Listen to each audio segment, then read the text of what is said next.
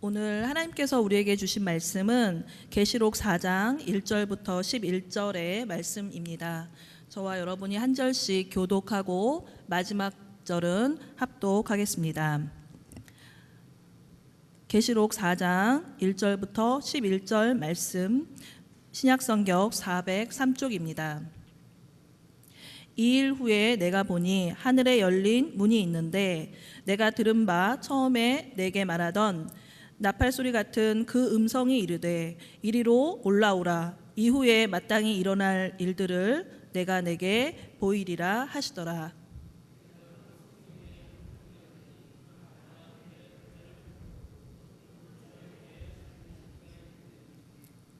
앉으신 이의 모양이 벽옥과 홍보석 같고 또 무지개가 있어 보좌에 둘렀는데 그 모양이 녹보석 같더라.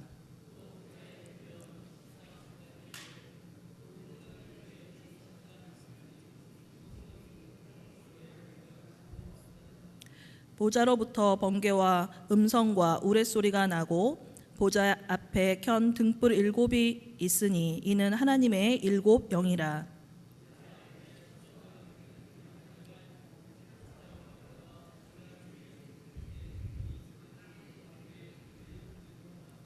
그 첫째 생물은 사자 같고 그 둘째 생물은 송아지 같고 그 셋째 생물은 얼굴이 사람 같고 그 넷째 생물은 날아가는 독수리 같은데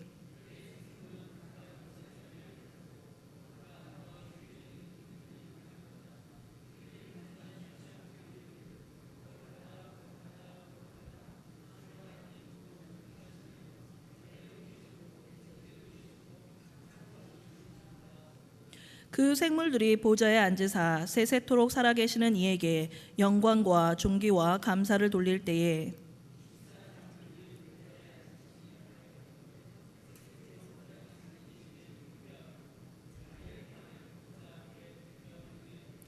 우리 주 하나님이여 영광과 존귀와 권능을 받으시는 것이 합당하오니 주께서 만물을 지으신지라 만물이 주의 뜻대로 있었고 또 지으심을 받았나이다 하더라. 아멘. 여러분 반갑습니다. 날씨가 좀 많이 풀려서 좀 따뜻해졌는데 미세먼지가 너무 심해서 힘드시죠? 저도 어제 오늘 이렇게 목이 계속 잠기고 이렇게 칼칼하고 좀 목이 안 좋습니다. 이렇게 안 좋은 날씨 가운데도 예배의 자리를 사모하셔서 나오신 여러분에게 하나님의 은혜가 가득하길 바랍니다. 아멘. 저는 개인적으로 성도라는 단어를 좋아합니다. 그러니까 성스러울 성자에 무리도자인 성도는 예수 그리스도를 믿어서 구원받은 하나님의 백성, 하나님으로부터 부름받은 자들이란 그 성도라는 단어를 좋아합니다. 그래서 저는 허진욱 전도사, 교사 허진욱 이런 단어보다는 착한 성도, 좋은 성도, 하나님이 기뻐하시는 성도라는 이런 단어를 좋아하는데 그 성도라는 단어와 어감이 약간 다르지만 예배자라는 단어도 있습니다. 그러니까 예배자라는 단어도 저는 굉장히 좋아하는데 예배자는 항상 이렇게 하나님 앞에 서 있어야 되고 그리고 성도의 삶의 중심이 예배이기 때문에 저는 예배자라는 단어도 굉장히 좋아합니다. 우리가 생각해보면 예배를 참 많이 드립니다. 일주일에 새벽 예배도 드리고 또 주일에 2번 예배 드리고 수요 예배 드리고 또 대부분의 교회는 또 금요 예배도 있습니다. 이렇게 우리가 예배를 자주 드리다 보면 매너리즘에 빠져서 이렇게 습관적으로 그냥 수요일이니까 오고 주일이니까 오고 이렇게 습관적으로 예배를 드리거나 아니면 의무적으로 예배를 드릴 때가 많습니다. 내가 강변교회 직분자인데 오후 예배는 드리고 가야지 이렇게 의무적으로 예배를 드릴 때도 있고 오늘은 너무 추운데 빨리 예배 드리고 집에 가고 싶다 이렇게 생각할 때도 있습니다. 다들 안 그러신 표정으로 근데 그렇게 생각할 때도 있습니다. 이렇게 예배에 대해서 또 신앙생활을 하다 보면은 예배를 많이 드리는데 도대체 예배가 신앙생활에 있어서 어떤 의미가 있을까? 그리고 우리는 왜 이렇게 자주 예배드리지? 이런 의문점들을 가질 때가 있었습니다. 그리고 또 성경을 읽다가 초대교회 성도들은 과연 우리처럼 이렇게 예배 순서에 따라서 예배를 드렸을까라는 궁금증도 있었고, 저는 항상 이렇게 예배를 드리면서 예배에 대해서 관심이 많기 때문에 또 궁금한 점도 많았습니다. 성경을 읽다 보면, 특히 신약을 읽다 보면 그 예배의 요소에 대한 언급들이 많이 나옵니다. 그러니까 말씀을 선포했다, 또는 뭐 기도했다, 찬양, 헌금, 이런 어떤 예배 요소에 대한 말씀은 사도행전이나 뭐 바울의 서신서에 많이 기록되어 있습니다. 베드로가 설교하니 3,000명이 세례를 받았다, 또는 성도들이 한 마음으로 하나님께 기도했다, 바울에게 헌금을 모아서 보냈다, 이런 어떤 그 신약 성경의 예배의 요소들에 대한 언급은 많은데, 제가 정말 궁금했던 건 초대교회 성도들은 그 예배 진행이 어떻게 이루어졌을까라고 궁금했습니다. 근데 뭐 찾을 수가 없었는데 제가 이제 오늘 드디어 그 본문을 찾은 겁니다. 그게 바로 계시록 본문인데요. 계시록 그 4장에 보니까 하늘에서 드려지는 예배 장면이 나옵니다. 예배 장면은 4장과 5장에 이어서 나오는데, 오늘 우리는 4장을 중심으로 그 하늘에서 드려지는 예배가 어떻게 진행되는지 한번 함께 살펴보고자 합니다.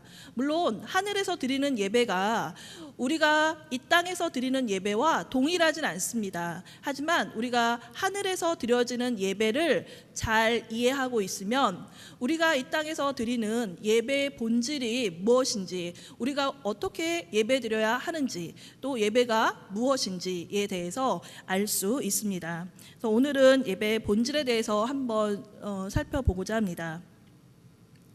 4장에 언급되어 있는 하늘 예배를 지금 읽어보았는데, 하늘 예배는 그렇게 복잡하지 않습니다. 그리고 예배의 요소도 매우 단순하고 예배 진행도 매우 단순합니다.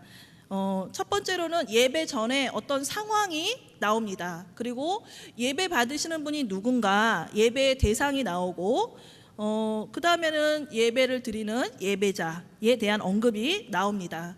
이렇게 하늘 예배는 세 가지로 구성되어 있고, 그리고 하늘에서 예배가 진행되고 있습니다. 먼저 예배 전 상황을 살펴보면 처음에 사도 요한이 문을 봅니다. 하늘 문을 봅니다. 하늘 문이 열렸고 나팔 소리 같은 그 음성이 들려서 사도 요한이 그 음성을 듣는데 이리로 올라오라, 이후에 마땅히 일어날 일들을 내가 내게 보이리라 라고 말씀하십니다. 계시록 1장에서 예수님은 요한에게 내가 본 것과 지금 있는 일, 장차 될 일을 기록하라라고 명령하십니다. 그런데 그 세 가지 일 중에서 앞으로 일어날 일, 미래에 일어날 일, 그 중에 가장 지금 첫 장면이 바로 하늘에서 예배드리는 장면입니다. 우리가 여기서 주목해야 할 점은 바로 요한의 상태입니다. 요한의 상태가 예배 전에 먼저 성령에 감동되어 있습니다. 성령에 감동되어서 그 나팔 소리 같은 그 음성을 들었을 때 요한은 그 음성에 반응하고 하늘나라에 올라가게 됩니다. 하나님 나라에 올라간 요한은 그 예배자로서 그 예배에 참석하게 되고, 이미 성령에 감동되어 있었기 때문에 요한이 이렇게 자연스럽게 예배자로 참석하게 됩니다. 이렇게 성령 하나님은 우리가 예배의 자리에 나오기 전에 우리의 심령 안에서 우리가 예배의 자리에 나올 수 있도록 인도하시고, 또 그뿐만 아니라 우리가 이렇게 예배의 자리에 나와서 회개하고 또 우리가 잘못한 일들을 깨닫게도 해주십니다. 두 번째로 예배를 받으시는 대상이 누구신가 살펴볼 텐데요. 우리가 이 하늘 예배의 장면을 읽어보면 우리가 드리는 예배와 좀 다릅니다. 우리가 드리는 예배보다 조금 더 완벽하고 그리고 풍성하고 영광스러운 예배의 모습 임을 알 수 있습니다. 계시록 5장 13절과 4절에 내가 또 들으니 하늘 위에와 땅 위에와 땅 아래와 바다 위에와 또 그 가운데 모든 피조물들이 이르되 보좌에 앉으신 이와 어린 양에게 찬송과 존귀와 영광과 권능을 세세토록 돌릴지어다 하니 내 생물이 이르되 아멘 하고 장로들은 엎드려 경배하더라. 이 5장에서 보면은 예배의 대상은 보좌에 앉으신 이 그리고 어린 양이라고 나옵니다. 성령에 감동된 요한이 그 하늘 예배에 올라가서 처음으로 본 게 그 하늘 보좌입니다. 하늘 보좌에 또 앉으신 이렇게 하늘 보좌에 앉으신 하나님을 봅니다. 그런데 보좌에 계신 하나님의 모양이 벽옥과 홍보석과 녹보석 같다라고 말하고 있습니다. 이게 그 하늘 보좌에 앉으신 이에 대한 설명이 답니다. 그러니까 하늘 보좌를 봤는데 그 위에 앉으신 이에 대한 설명이 너무나 간단하고 너무나 그 빈약하다는 생각이 듭니다. 24 장로들이나 네 생물에 대해서는 요한이 우리가 이해할 수 있도록 자세하게 설명을 하고 있는데 이 하늘 보좌 위에 계신 하나님에 대한 설명은 그냥 이렇게 간단하게 설명하고 있습니다. 도대체 요한이 왜 이렇게 짧게 설명하고 있을까 생각해 보면 요한이 직접 목격한 그 하나님의 영광스러움, 그거는 아마 말로 표현할 수 없었을 겁니다. 어떠한 그 인간의 수식어들 아니면은 그 너무나 영광스러움에 표현할 수가 없어서 그 하나님의 그 임재와 영광 앞에 자신이 이렇게 압도당하게 된 겁니다. 하나님의 그 보좌를 보는 순간 요한은 어떠한 말도 생각이 안 나고 그냥 하나님이구나 라고 이렇게 그냥 바로 알게 된 것입니다. 하나님께서 하늘 보좌에 앉으셨다라는 것은 하나님의 그 절대적인 권위와 완전한 통치권을 의미합니다. 우리가 예배드리는 하나님은 바로 이런 분이십니다. 우주의 최고 주권자이시고 천지 만물을 만드시고 다스리시는 통치자이십니다. 그 다음에 요한은 하늘 보좌에 앉으신 이를 보고 그 보좌로부터 계신 이가 말씀을 선포합니다. 그러니까 5절에 나오는데 보좌로부터 번개와 음성과 우레소리가 나고 라고 합니다. 그러니까 그 요한은 하나님께서 무슨 말씀을 하셨는지 그 내용을 얘기하는 게 아니라 그 소리를 이야기합니다.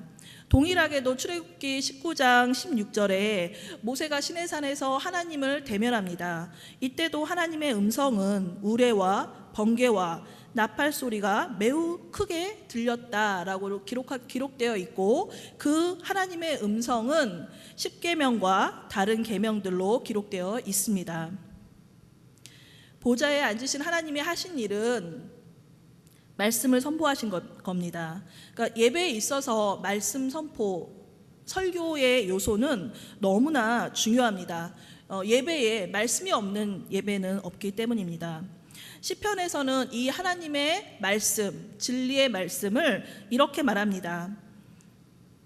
하나님의 말씀이 완전하여 우리의 영혼을 살리고 우둔한 자에게는 지혜를 주시는 말씀이다. 또 그 말씀은 정직한 말씀이어서 우리의 마음을 기쁘게 한다. 그리고 진실하고 의로운 말씀이며 우리 영혼의 송이꿀처럼 달콤한 말씀이다라고 말합니다. 이 시편 기자의 고백처럼 여러분도 예배 때마다 말씀을 듣습니다. 이 선포되는 말씀이 정말 내 영혼을 살리는 말씀이고 우리에게 지혜를 주는 말씀이고 송이꿀처럼 달콤하게 느껴지십니까? 만약 그렇다면 지금 여러분은 성령으로 충만한 상태 가운데 머물러 있는 것입니다.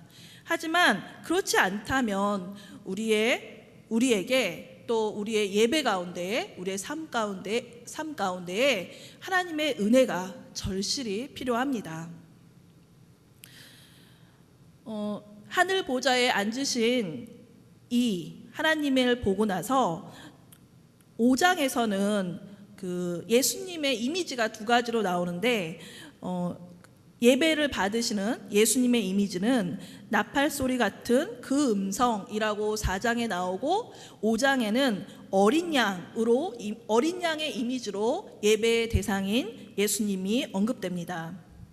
나팔 소리 같은 그 음성은 4장만 나오는 게 아니고 계시록 1장 10절에도 나오는데, 그 음성은 바로 예수님의 음성입니다.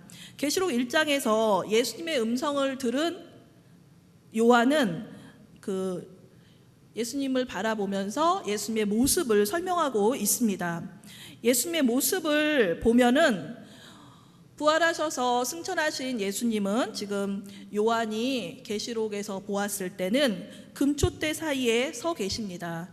그리고 그 옷을 입으셨는데 발에 끌리는 긴 옷을 입으셨고, 가슴에는 금띠를 두르고 계십니다. 예수님의 얼굴을 살펴보면 예수님의 그 얼굴은 해가 힘차게 빛나는 것 같고, 눈은 불꽃 같으며, 머리카락과 털은 흰 양털, 눈같이 희었다라고 표현합니다. 예수님의 발은 어떻습니까? 풀무불에 단련된 빛난 주석 같고, 주님의 오른손에는 7별이 반짝이고 있습니다. 이때 주님의 목소리는 나팔 소리, 많은 물소리 같다라고 요한은 말합니다. 여러분, 한번 이 모습, 예수님의 그 부활하시고 승천하셔서 하나님 보좌 우편에 계신 예수님의 모습을 한번 상상해 보십시오. 지금 요한이 목격한 예수님의 모습은 정말 이렇게 눈 뜨고 볼 수 없을 만큼 너무나 빛나고 찬란한 모습입니다. 얼굴이 태양빛 같고, 눈은 불꽃 같고, 발은 빛나는 주석 같고, 오른손에는 별이 있고 별빛이 반짝반짝 빛나는 겁니다. 우리가 복음서에서 아는 예수님의 모습과 비교해 보면 비교할 수 없을 정도로 영광스러운 가운데 계시는 주님의 모습입니다.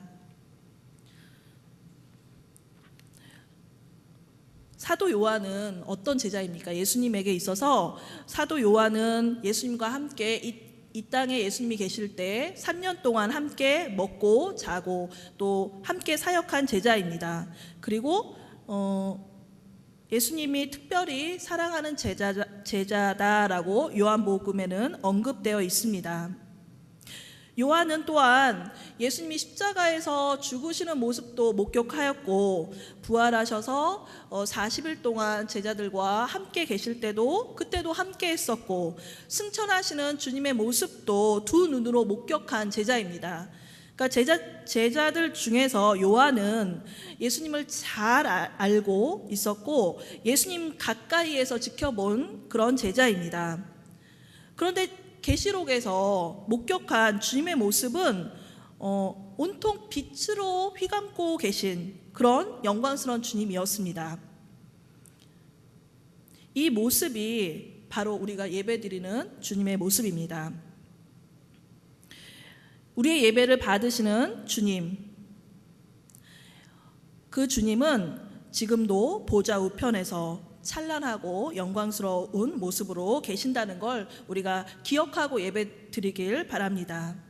계시록 5장에서는 또 이 모습과는 다르게 일찍 죽임당한 어린 양, 이렇게 나옵니다. 5장 6절에 어린 양은 보좌와 네 생물, 장로들 사이에 서 있습니다. 굉장히 좀 어떻게 보면 어정쩡한 그런 위치에 서 계시는데, 이 위치는 바로 하나님과 성도들 사이에 성도들을 돕고 있는 그런 중보자의 위치입니다. 중보자인 어린 양이 나타나 보좌에 앉으신 그 하나님의 오른손에 두루마기가 있었는데, 그 두루마기를 취하자, 그러니까 두루마기를 빼앗자 네 생물과 24장로들, 즉 예배자들이 일제히 어린 양에게 예배를 드립니다. 예배자들은 4장에서는 보좌에 앉으신 이 하나님께 예배를 드렸는데 5장에서는 동일하게 어린 양께 예배를 드립니다. 그리고 이들은 새 노래로 주님을 찬양하고 있습니다. 하늘 예배에서 예배자들이 주로 그 찬양하는 그 내용은 하나님의 창조와 구속에 관한 내용입니다. 창조와 구속에 관한 내용을 찬양할 때 하나님의 위대하심과 거룩하심이 가장 잘 나타나 있습니다. 하늘 예배에 우리가 대상을 살펴보았는데 마지막으로 그 예배를 드리는 그런 대상이 있습니다. 예. 여러분은 들으시면서 이렇게 저한테 좀 궁금해하실 수 있습니다. 보좌에 앉으신 이가 하나님이고 또 그 예배의 대상이 예수님이다. 그러면 우리는 성부, 성자, 성령 하나님께 예배를 드리는데 삼위일체 하나님께 예배 드리는데 이게 좀 다르지 않나? 라고 질문할 수 있습니다. 성부 하나님도 하나님이고 성자도 하나님이고 성령도 하나님이십니다. 하나님은 세 분이 아니라 세 하나님이 아니라 한 하나님이십니다. 예수님은 요한복음에서 나와 아버지는 하나다라고 말씀하셨고 성부와 성령도 하나입니다. 우리가 예배드리는 하나님은 삼위로 계시는 한 분 하나님이십니다. 그 한 분 하나님 안에 삼위로 계시는 하나님을 우리가 예배하는 것입니다. 그 삼위로 계시는 하나님 안에서 크고 작음이 없고 동등하시며 그 상태로 영원히 공존하고 계십니다. 신약 성경에서 여러 번 성부와 성자와 성령 같은 그런 구절이 동등하게 언급되고 있는데 예수님께서는 제자들에게 아버지와 아들과 성령의 이름으로 세례를 베푸르라고 말씀하셨습니다. 결론적으로 우리가 드리는 예배의 대상은 성부, 성자, 성령 삼위로 계시는 한 분 하나님이십니다. 예배 대상을 이제 알았으면은 예배를 드리는 예배자가 있습니다. 예배자가 없는 예배는 온전한 예배가 될 수 없습니다. 요한이 목격한 그런 예배자는 24장로들과 네 생물입니다. 계시록 5장에는 예배자가 24장로들과 네 생물 외에도 많은 천사들, 모든 피조물들이 예배자로 나옵니다. 하지만 우리는 4장과 5장에 공통으로 나오는 24장로들의 모습과 네 생물의 모습을 살펴보겠습니다. 먼저 네 생물이 하나님 앞에 예배를 드리는데 네 생물은 보좌 가운데 그리고 보좌 주위에 위치해 있습니다. 첫째는 사자 같고, 둘째는 송아지 같고, 셋째는 얼굴이 사람 같고, 넷째는 날아가는 독수리처럼 생겼습니다. 그리고 앞뒤에 눈이 가득하고 각각 6개의 날개를 가지고 있습니다. 8절과 9절을 읽어보면 이 네 생물들은 밤낮을 쉬지 않고 계속 고백하고 선포를 반복하고 있습니다. 그 선포와 고백의 내용은 단 한 가지, 하나님을 높이는 겁니다. 8절에 그 고백과 선포의 내용이 나옵니다. 거룩하다, 거룩하다, 거룩하다. 주 하나님 곧 전능하신 이여, 전에도 계셨고 이제도 계시고 장차 오실 이시라. 하나님은 과거에도 하나님이셨고 지금도 하나님이시며 미래에도 하나님이신 영원하신 하나님이라고 고백하고 있습니다.